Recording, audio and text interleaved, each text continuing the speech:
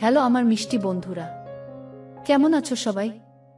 প্রতিদিনের মতো আজও তোমাদের মাঝে নতুন একটি ভিডিও নিয়ে হাজির হলাম।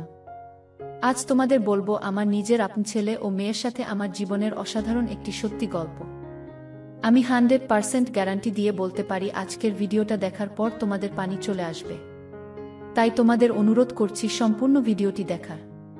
তাই আর বেশি কথা না বলে চলো গল্প ফিরে যাই। আমি সুমিতা। আমি 42 বয়সী একজন বিধবা নারী। আমার স্বামী একজন ট্রাক ড্রাইভার ছিলেন। আমার 2 সন্তান আছে। এক ছেলে নাম সুবীর, বয়স 20 বছর, আর এক মেয়ে নাম প্রিয়াঙ্কা, বয়স 22 বছর। প্রিয়াঙ্কা আমার বড় মেয়ে। প্রিয়াঙ্কা একটা প্রাইভেট হসপিটালে চাকরি করে। আর আমার ছেলে সুবীর বাড়িতেই থাকে সবসময়। আমার স্বামী চলে যাওয়ার পর আমি অনেক কষ্ট করে আমার ছেলে ও মেয়েকে মানুষ করি। আমার ছেলে মেয়ের বয়স তখন খুব একটা বেশি ছিল না। আমার যখন বিয়ে হয় তখন আমার নিজেরও খুব অল্প বয়স ছিল। আমি তেমন কিছুই বুঝতাম না। বিয়ের পর আমার মেয়ে চলে আসলো, আর তারপর ছেলে। আমার স্বামী যতদিন ছিলেন ততদিন তিনি নিজের জায়গা থেকে অনেক চেষ্টা করেছেন আমাদেরকে ভালো রাখার জন্য। তবে তিনি সত্যিকার অর্থে আমাদের ভালো রাখতে পারেননি। আমি নিজেও কখনো আমার স্বামীকে তার দুর্বলতা সম্পর্কে বলিনি, কারণ আমি নিজেও কখনো আমার স্বামীর মনে আঘাত দিয়ে কিছু বলতে চাইনি। আমার স্বামীর একটু বয়স বেশি ছিল। আমি মাঝে মাঝে আপন মনে ভাবতাম যে আমি হয়তো নিজের জীবনে অনেক ভুল করেছি। তা না হলে আমি কখনো এমন বয়স্ক লোককে বিয়ে করার কথা চিন্তাও করতে পারি না। মাঝে মাঝে ইচ্ছেও করত আমার স্বামীকে ছেড়ে দিতে, তবে সন্তানের কথা ভেবে আর ছাড়া হয়নি। তবে আমার মাঝে সব সময় বিষয়টা কাজ করত।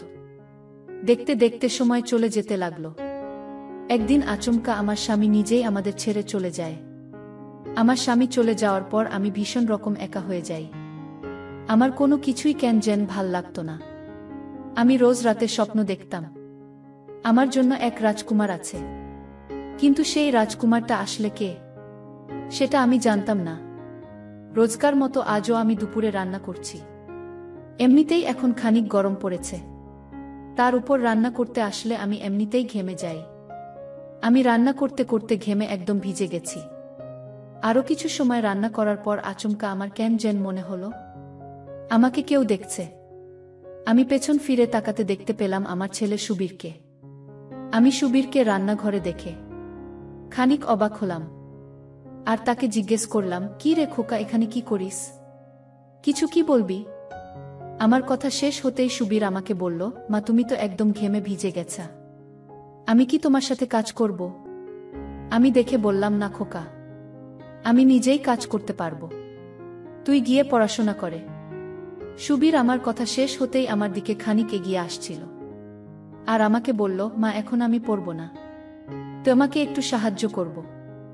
আর তুমি আমাকে একদম বারণ করো না, তুমি নিজের কেয়ার তো একদমই করে না, তাই আমি যখন তোমার কেয়ার করছি তখন তুমি আমাকে বারণও করছো পারবেন না। এই বলে আমার ছেলে সুবীর আমার সাথে হাতে হাতে কাজ করতে লাগলো। আমি আর কি বলবো? যেখানে সুবীর নিজেই আমার উপকার করতে চাইছে, সেখানে তাকে বারণ করা বা বাধা দেওয়াটা মোটেও উচিত হবে না। আমিও সুবীরের সাথে গল্প করতে করতে সকল কাজ করে নিলাম। সকল কাজ শেষ করে আমি চলে গেলাম স্নান করতে। স্নান করে নিজের ঘরে এসে ফ্রেশ হয়ে নিয়ে খাবার খেয়ে নিলাম। সন্ধ্যার দিকে আমার মেয়ে প্রিয়াঙ্কা হসপিটাল থেকে বাড়ি ফিরল। প্রিয়াঙ্কা বাড়ি ফেরার পর বেশিরভাগ সময় আমার ছেলে সুবীরের সাথে আড্ডা দিয়ে সময় কাটায়।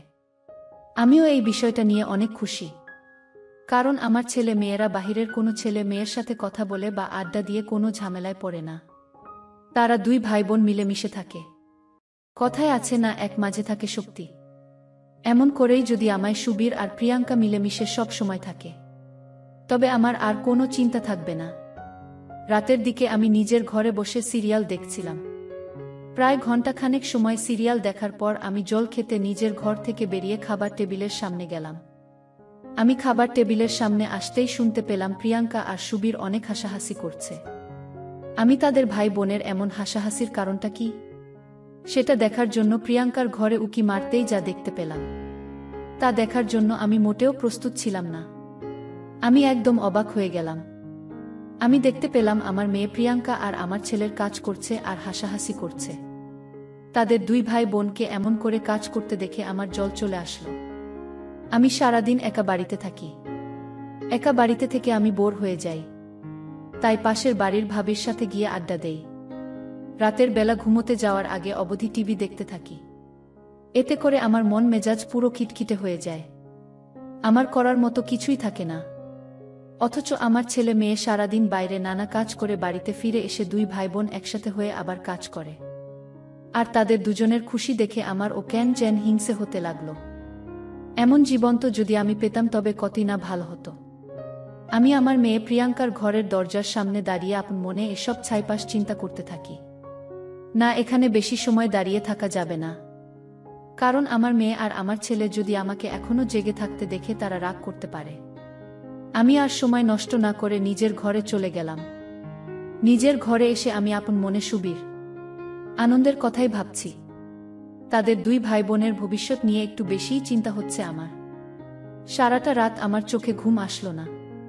আমি তাদের কথাই শুধু ভাবছি। নিজেকে নিজেই দোষ দিচ্ছি। আমি মা হয়ে নিজের সন্তানের সাথে কাজ করে তাদের সাহায্য করছি না। তারা দুই ভাই বোন আমার কথা ভেবে আমাকে যেন কাজ করতে যেতে না হয়। তাই তারা জীবন যুদ্ধ করছে। আর আমি কিনা নিজের মতো শুয়ে বসে সময় পার করছি। এটা তো মোটেও উচিত হচ্ছে না। আমি অনেকটা সময় ধরে তাদের কথা চিন্তা করলাম। আমি চিন্তা করতে করতে কখন যে ঘুমিয়ে পড়লাম তা আমার মনে নেই। সকালবেলা আমার ঘুম ভাঙতেই আমি দেখতে পেলাম আমার মেয়ে প্রিয়াঙ্কা আমার ঘর ঝাড়ু দিচ্ছে। আমি প্রিয়াঙ্কাকে জিজ্ঞেস করলাম, কি রে মা, আজ কি হসপিটালে যাবি না তুই? আমার প্রশ্নের উত্তরে আমার মেয়ে বলল, না মা, আসলে হয়েছে কি, আজ আমাদের ছুটি। তাই আর কি ভাবলাম তোমার কাজে একটু সাহায্য করি। আমি প্রিয়াঙ্কার কথা শুনে প্রিয়াঙ্কাকে জিজ্ঞেস করলাম, তা তোর ছোট ভাই সুবীর কোথায়? প্রিয়াঙ্কা বলল, সুবীর তো একটু বাজারে গেছে, বাজার করে নিয়ে আসতে। কিন্তু কেন মা? সুবীরকে কোনো দরকার? আমি প্রিয়াঙ্কার প্রশ্নের কোনো উত্তর দিলাম না। আমি প্রিয়াঙ্কাকে জিজ্ঞেস করলাম, প্রিয়াঙ্কা, তোকে একটা কথা জিজ্ঞেস করার ছিল। তুই আমাকে সত্যি বলবি তো সব? আমার প্রশ্ন শুনে প্রিয়াঙ্কা খানিক অবাক হয়ে গিয়ে আমাকে বলল, হ্যাঁ মা, বলো কি কথা। আমি সত্যিটাই বলব তোমায়। আমি এবার প্রিয়াঙ্কা আর সুবীরের গতকাল রাতের ঘটনা জিজ্ঞেস করলাম। প্রিয়াঙ্কা প্রথমে আমাকে সত্যিটা বলতে না চাইলেও আমি জোর করার এক পর্যায়ে আমার মেয়ে আমাকে সব সত্যি কথা বলল। আমি প্রিয়াঙ্কার সব কথা শোনার পর প্রিয়াঙ্কাকে বললাম, ঠিক আছে, আমি বুঝতে পেরেছি সব। কিন্তু এখানে একটা কথা হচ্ছে যে তুই তো জানিস আমি সারাদিন বাড়িতে বসে থেকে বোর হয়ে যাই। আমি গতকাল তোদের কাজ করতে দেখে আমারও খুব ইচ্ছে হয়েছে যে তোদের সাথে কাজ করতে। কিন্তু আমি সুবীরকে এই কথাটা বলতে পারিনি। এখন আমি কি করব সেটা বল। আমার কথা শুনে প্রিয়াঙ্কা খানিক চিন্তায় পড়ে গেল। প্রিয়াঙ্কা নিজেও বুঝতে পারছে না সে কি বলবে। কারণ সুবীর তাকে আগেই বলেছে যে মাকে কোনো কাজ সে করতে দিবে না। প্রিয়াঙ্কা কিছু সময় আপন মনে অনেক কিছু চিন্তা করল। তারপর প্রিয়াঙ্কা আমাকে বলল, ঠিক আছে মা, তুমি যখন বসে থাকতে পছন্দ করো না, কাজ করতে চাও, তখন আমি ভাইকে বলে ব্যবস্থা করব সব। এই বলে প্রিয়াঙ্কা চলে গেল নিজের ঘরে। আমি আমার মেয়ে প্রিয়াঙ্কার কথা শুনে মনে মনে খুব খুশি হলাম। রাতের দিকে আমি প্রিয়াঙ্কার ঘরে গিয়ে শুয়ে পড়লাম। এদিকে আমার ছেলে সুবীর আমাকে প্রিয়াঙ্কা ভেবে বলল, দিদি, আজ কিন্তু পেমেন্ট পেয়েছি, আজ থেকে একটু বেশি কাজ করতে হবে। আমি সুবীরের কথার বিপরীতে কোনো শব্দ করলাম না। সুবীর আমাকে কোনো কথা বলতে না দেখে আবারও বলল, দিদি, কিছু বলছিস না কেন? বন্ধুরা, ভিডিও মাঝখানে একটা কথা বলতে চাই। আমি তোমাদের আনন্দ দেওয়ার জন্য খুব কষ্ট করে ভিডিও বানাই। তাই তোমাদের কাছে অনুরোধ থাকবে অবশ্যই এই ভিডিওটি দেখে একটি লাইক করবে এবং সামিয়া ব্লগ চ্যানেলটি সাবস্ক্রাইব করে পাশে থাকবেন। কথা বল। আচ্ছা, কথা বলতে হবে না, তাড়াতাড়ি চল, লেট হয়ে যাচ্ছে। এই বলে সুবীর আমার হাত ধরতেই আমাকে দেখে খানিক চমকে উঠল। সুবীর আমাকে দেখে আমাকে প্রশ্ন করল, মা, তুমি এখানে কি করছা? দিদি কোথায়? আমি আমার ছেলেদের কথা শুনে খানিক মলিন কণ্ঠে বললাম, কেন রে খোকা, সবকিছু কি তোর দিদি পারে নাকি? আমরা বুঝি কিছু পারি না করতে? আমার কথা শুনে আমার ছেলে সুবীর ভীষণ রকম চমকে উঠল। সুবীর আমার দিকে প্রশ্নসূচক দৃষ্টিতে তাকাতেই আমি সুবীরকে উদ্দেশ্য করে বললাম, খোকা, সবসময় তো তুই তোর দিদির সাথে কাজ করিস, আজ না হয় নিজের মায়ের সাথে কাজ করিস। আমার কথা শুনে আমার ছেলেদের পুরুত হয়ে যায়। সুবীর আপন মনে কিছু একটা চিন্তা করতে থাকে। সুবীর আর আমার কথা বলার মাঝেই আমার মেয়েও চলে আসে। আর আমার মেয়ে প্রিয়াঙ্কা সুবীরকে বলে, কি রে ভাই, মা যখন বলছে তখন বসে আছিস কেন? আমরা সবাই মিলে একসাথে কাজ করি। প্রিয়াঙ্কা নিজের কথা শেষ করতেই আমার ছেলে নিজের জায়গা থেকে উঠে আমার দিকে এগিয়ে আসলো। আর আমার মেয়ে প্রিয়াঙ্কার সামনেই আমাকে বলল, মা তোমার তো বয়স হয়েছে, এখন তোমার বিশ্রাম করার সময়। এখন যদি তুমি আমাদের সাথে পরিশ্রম করো তবে সেটা কেমন দেখায় না বলো? আমি এবার সুবীরের উপর খানিক লেগে গেলাম। আমি সুবীরকে বললাম, কি বয়স হয়েছে আমার? আমি এখনো কাজ করতে পারবো, আমার বিশ্রামের প্রয়োজন নেই। তুই আমাকে নিয়ে অনেক বেশি চিন্তা করিস, তাই তোর এমনটা মনে হচ্ছে। আমাকে আমার কাজটা করতে দেয়। তাছাড়া তোদের সাথে বসে কাজ করলে আমার নিজেরও ভাল লাগবে। আমার কথা শেষ হতেই প্রিয়াঙ্কা আমার সুবীরকে বলল, থাক ভাই, মা যখন এত করে বলছে তখন মায়ের কথা শোন। সুবীর কিছু বলছে না। তারপর সুবীর নিজেও রাজি হল আর আমার সাথে কাজ করা শুরু করল। আমি সুবীরের সাথে কাজ করে খুব শান্তি অনুভব করছি। মনে হচ্ছে আমার মনের ভিতর থেকে এত বছরের অশান্তিটা দূর হয়ে যাচ্ছে। আমার মুখে হাসির রেখা দেখে আমার মেয়ে প্রিয়াঙ্কা আমাকে বলল, মা তোমার হয়তো অনেক বেশি ভাল লাগছে আমাদের সাথে কাজ করে, খুব শান্তি পাচ্ছ হয়তো। আমি প্রিয়াঙ্কাকে বললাম, তোদের মতো পাগল ছেলে মেয়েদের সাথে গল্প করতে কার না ভাল লাগবে? তাছাড়া কাজ করছি নাকি গল্প করে আড্ডা দিচ্ছি, সেটাই তো মনে হচ্ছে না আমার। প্রিয়াঙ্কা তুইও বস না, আর সবাই মিলে মিশে কাজ করি। আমার কথা শেষ হতেই আমার ছেলে সুবীর আমাকে বলল, মা আমি সবসময় নিজের মাকে সেবা করতে চেয়েছি। তোমার কষ্ট হবে এমন কোনো কাজ আমি তোমাকে করতে দেব না। তোমার যদি এখন কষ্ট হয় তবে আমাকে দয়া করে বলা। আমি সুবীরের কথা শুনে মুচকি হাসি দিলাম। মা ভক্ত অনেক ছেলে দেখেছি আমি, তবে আমার ছেলের মতো মা ভক্ত ছেলে আমি আর দ্বিতীয় দেখিনি। আমি সবসময় আমার ছেলেকে আমার আদর্শে মানুষ করেছি, হয়তো এটাই তার ফল। তারপর আর কি, আমি আমার ছেলে সুবীর ও মেয়ে প্রিয়াঙ্কাকে একসাথে নিয়ে অনেক কাজ করলাম। সত্যি পরিবার সামনের দিকে এগিয়ে যায় পরিশ্রমে। আমি আমার ছেলে মেয়ের মতো ভালো সন্তানের জন্যই। এটা ভাবতেই আমার মনটা খুশি হয়ে যায়। বিধাতা আমার কপালে এত সুখ রেখেছেন, সেটা আমার প্রত্যাশার থেকেও অনেক বেশি ছিল। আমি সত্যি খুব খুশি। তো বন্ধুরা, এই ছিল আমার নিজের ছেলে ও মেয়ের সাথে আমার জীবনের একটি সত্যি ঘটনা। বন্ধুরা, আজকের গল্পটি যদি তোমাদের ভালো লেগে থাকে তাহলে অবশ্যই ভিডিওটিতে লাইক করতে ভুলবে না। আসসালামু আলাইকুম বন্ধুরা, আশা করি সকলে অনেক ভালো আছেন। আর একটি নতুন ভিডিওতে আপনাদেরকে স্বাগতম। আজকে এই ভিডিওতে আমি আপনাদেরকে এমন একটি ওয়েবসাইটের সাথে পরিচয় করিয়ে দিব, যে ওয়েবসাইটের মাধ্যমে আপনারা খুব সহজে সম্পূর্ণ ফ্রিতে আপনার ফোনে থাকা অস্পষ্ট ছবি অথবা আপনার কোনো গ্যালারিতে থাকা অথবা আপনার পুরনো অ্যালবামে যে কোনো ছবি তোলা ছবিকে আপনি চাইলে সম্পূর্ণ ফ্রিতে এআই ব্যবহার করে আপনার অস্পষ্ট থেকে খুব সহজে একদমই চকচকা ক্লিয়ার করে নিতে পারেন। তো এই ওয়েবসাইটটি কীভাবে কাজ করে, কীভাবে করবেন, এই ভিডিওতে সম্পূর্ণ প্রসেস আপনাদেরকে দেখানো হবে। এজন্য সম্পূর্ণ ভিডিওটি A to Z কন্টিনিউ করুন। আর আপনি যদি আমাদের চ্যানেলে নতুন হয়ে থাকেন তাহলে অবশ্যই এরকম নিত্য নতুন ভিডিও পাওয়ার জন্য আমাদের চ্যানেলটি সাবস্ক্রাইব করে রাখুন, কারণ আপনাদের একটা সাবস্ক্রাইব আমাদের এরকম নিত্য নতুন ভিডিও করতে অনেক মোটিভেট করে। তো চলুন শুরু করা যাক আমাদের আজকের ভিডিও। তো প্রথমে আমি আমার কম্পিউটার স্ক্রিনে চলে আসলাম। তো আমি আপনাদেরকে কম্পিউটার স্ক্রিন থেকে দেখাচ্ছি।